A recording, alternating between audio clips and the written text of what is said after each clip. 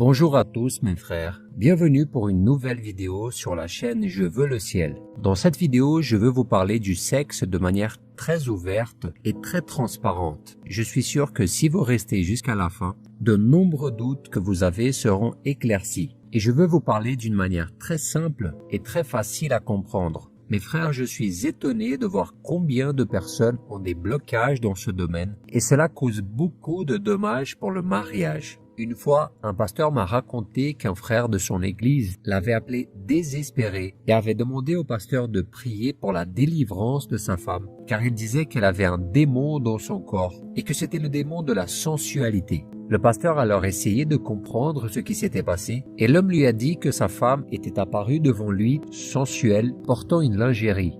Mes frères, quand le pasteur m'a dit ça, je me suis mis à rire. Mais en même temps, j'ai vu combien c'est sérieux, combien la mauvaise religiosité empêche les gens de recevoir la bénédiction de Dieu. Et puis, il y a beaucoup d'hommes et de femmes qui agissent comme des légalistes en disant que rien n'est permis, qui ne se laissent pas toucher par leur conjoint. Mais lorsqu'ils sont seuls, ils sont accros à la pornographie, sans parler de ceux qui trompent leur conjoint. Mes frères, soyons honnêtes. Beaucoup de gens passent la majorité de leur temps à penser au sexe. Et ce n'est pas un hasard, vu que ce sujet est omniprésent. Il suffit de regarder des films et des séries, il suffit d'accéder à Internet ou de se réunir avec des amis pour que les gens en parlent sans cesse de ce sujet. Et dans le monde chrétien, ce n'est pas différent. Seulement, nous avons un comportement différent, impliquant principalement des rapports sexuels hors mariage. C'est tellement merveilleux quand un couple se marie étant vierge, mais je sais que la grande majorité n'attend pas le mariage. Mais cela n'invalide pas la parole de Dieu, mes frères, car si vous obéissez au Seigneur, vous récolterez sûrement des fruits. Et même si vous commettez un péché et que vous vous repentez, la promesse du Seigneur est que le sang de Jésus vous purifie de tout péché. Amen. Et puis quand les gens se marient, beaucoup pensent qu'à partir de là, tout est libéré et qu'ils peuvent faire ce que bon leur semble. Et je vais vous montrer dans la parole de Dieu qu'il y a au moins 4 sortes de sexe qui sont interdits. À la fin de cette vidéo, racontez-nous vos expériences et vos opinions à ce sujet. Mais avant de commencer, cliquez sur le bouton like et abonnez-vous maintenant si vous vous identifiez au contenu de la chaîne. Faites ça plutôt maintenant pour ne pas oublier à la fin. Et sachez que ce simple geste nous motive énormément à produire plus de contenu pour vous. Et n'oubliez surtout pas d'activer la cloche de notification pour ne jamais rien manquer d'important. Alors on commence. Mes frères et sœurs, avant toute autre chose, j'ai besoin de laisser quelque chose de très clair. Ce n'est pas un péché de ressentir du plaisir et de s'amuser dans l'intimité avec votre conjoint.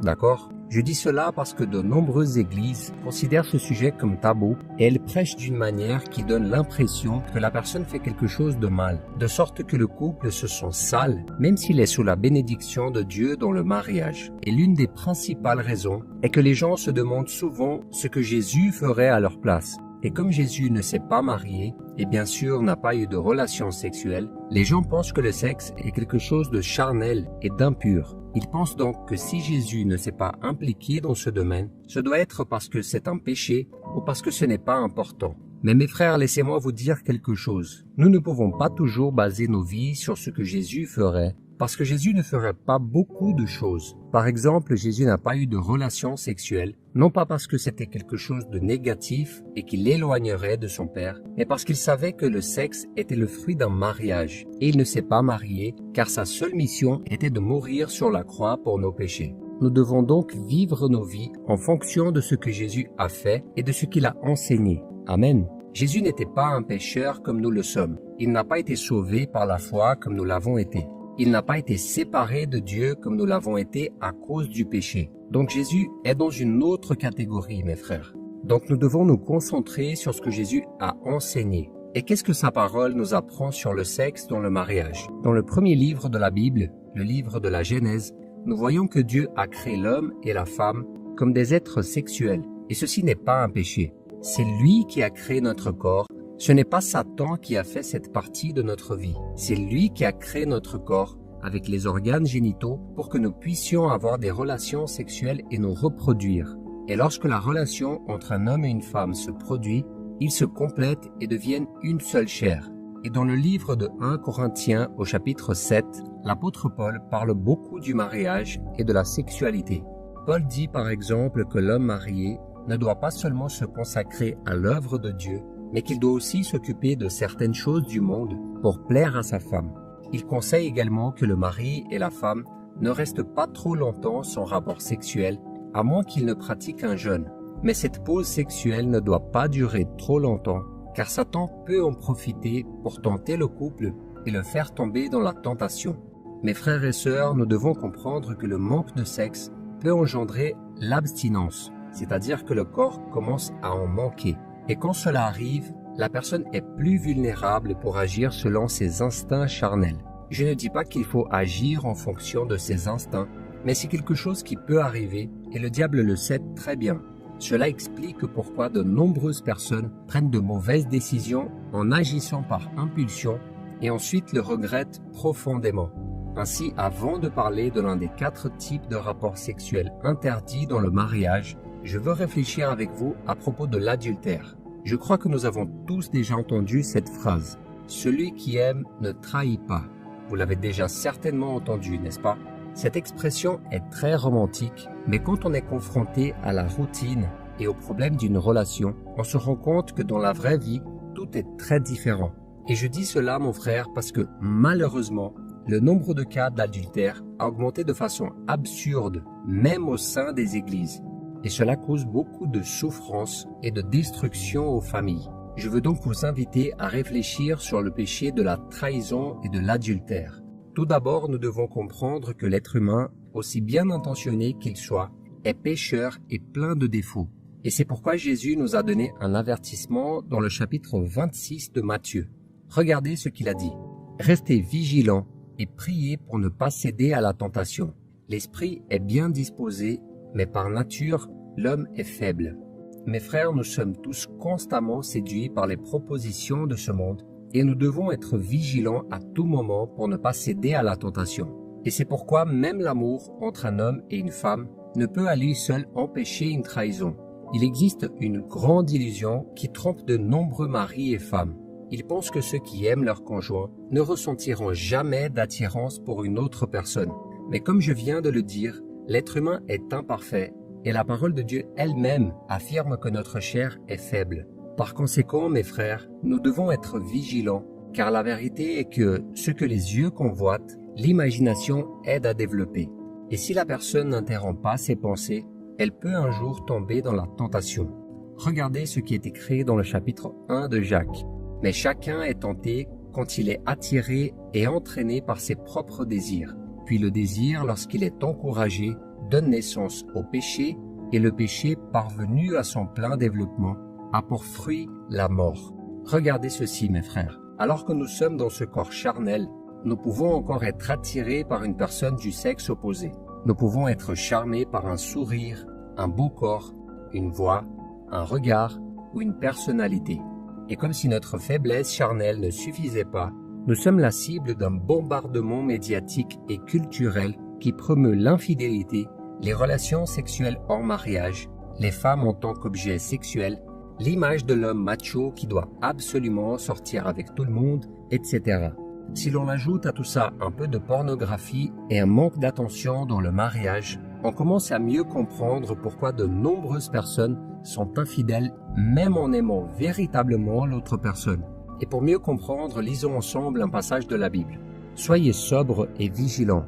Votre adversaire, le diable, rôde comme un lion rugissant, cherchant qui dévorer. » Regardez ceci, mes frères. Satan est toujours en alerte, prêt à attraper ceux qui ne cherchent pas Dieu et qui ne veulent que les plaisirs que le monde offre. Je vous ai dit toutes ces choses parce que nous devons mettre de côté toute forme d'illusion pour faire face à la réalité, à la vérité. Amen. Ainsi, peu importe si vous êtes un mari ou une femme, sachez que vous êtes un être humain et que vous avez donc le penchant de faire ce qui est mal. Votre chair désire de faire ce qui est interdit. Et si vous ne fermez pas les portes au péché, vous pouvez tomber dans la tentation et tromper votre conjoint. Mais cela signifie-t-il que tout le monde est condamné à tromper? Absolument pas, mes frères. Absolument pas. Et c'est là que nous devons apprendre une chose très importante. Celui qui aime Dieu et son conjoint fuit l'apparence du mal et ne se fie pas à sa propre force. Alors mon frère, toi qui es tenté, sois très prudent et ne pense jamais que tu seras suffisamment fort pour résister. La Bible dit que celui qui croit être debout, qu'ils fassent attention à ne pas tomber. Et le conseil que je vous donne est, n'essayez jamais de faire face à la tentation en faisant confiance à votre force. Fuyez-la. Mes frères, il y a quelque chose qu'il faut absolument que vous compreniez. Il y a des choses face auxquelles il faut rester fort, mais il y a d'autres face auxquelles il ne faut même pas essayer d'être fort. Il faut tout simplement fuir. Regardez ce que nous dit la Bible. Résistez au diable et il fuira loin de vous. Fuyez l'immoralité sexuelle. Vous comprenez, mes frères? N'essayez pas de faire face aux tentations en faisant confiance aux limites de vos forces. Un autre conseil que je peux donner est d'essayer de parler davantage avec votre partenaire. Essayez de résoudre les problèmes au lieu de les fuir. Et surtout, ayez la crainte de Dieu.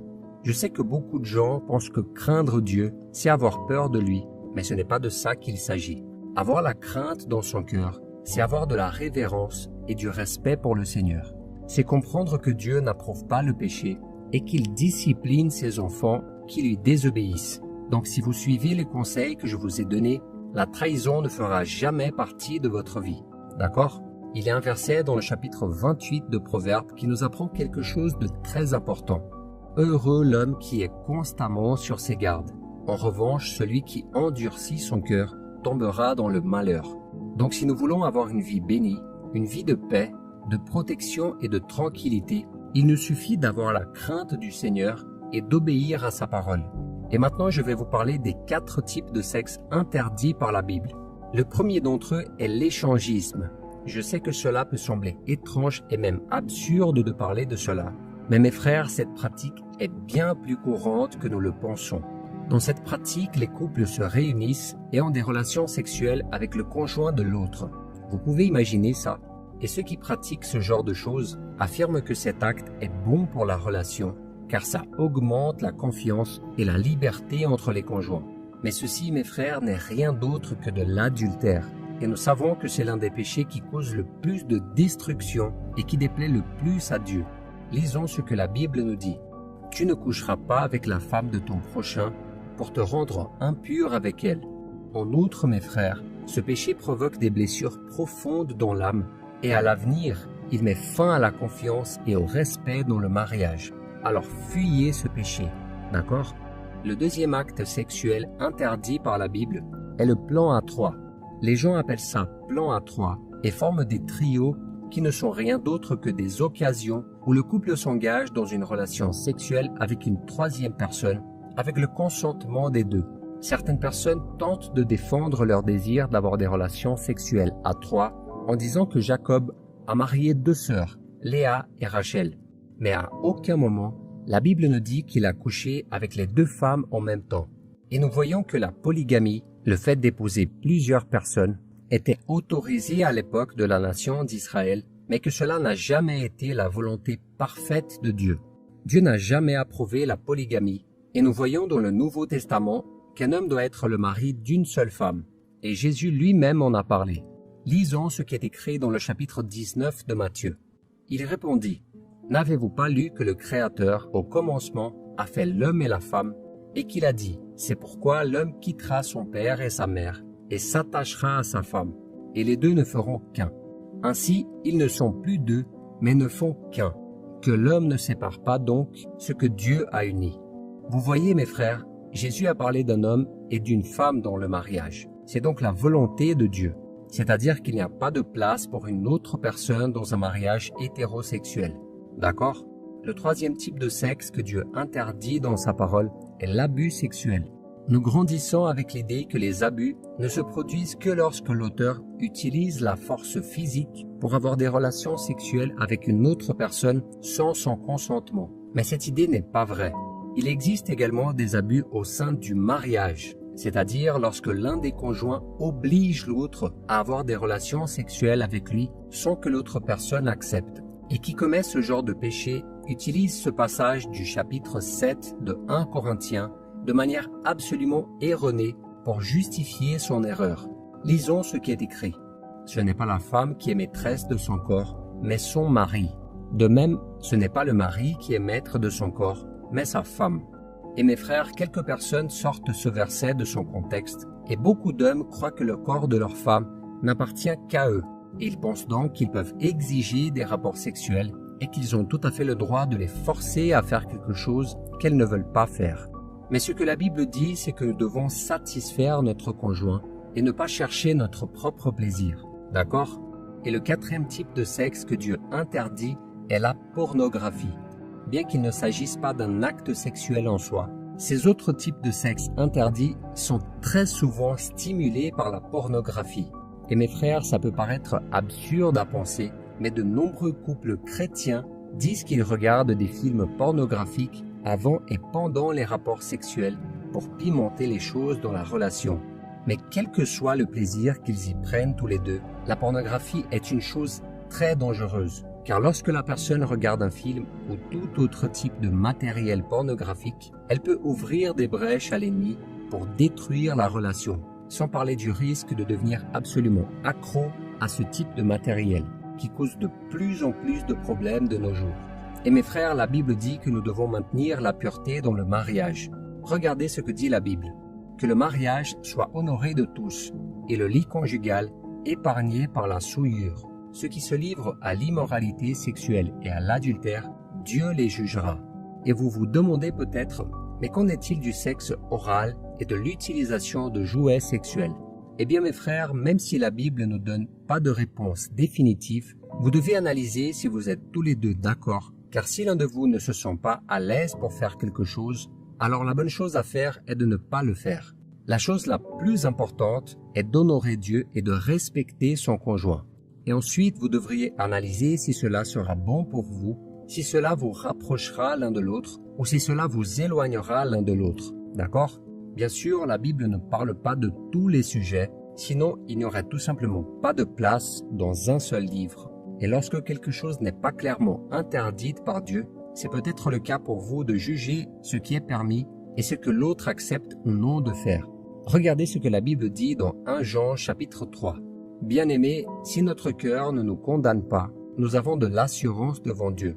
Quoi que nous demandions, nous le recevrons de lui parce que nous gardons ses commandements et faisons ce qui lui est agréable. Ok, mais en ce qui concerne par exemple le sexe anal. Dans ce cas, mes frères, il s'agit d'une chose pour laquelle notre corps n'a pas été fait et même les médecins mettent en garde contre les diverses complications et maladies que cette pratique peut provoquer. D'accord?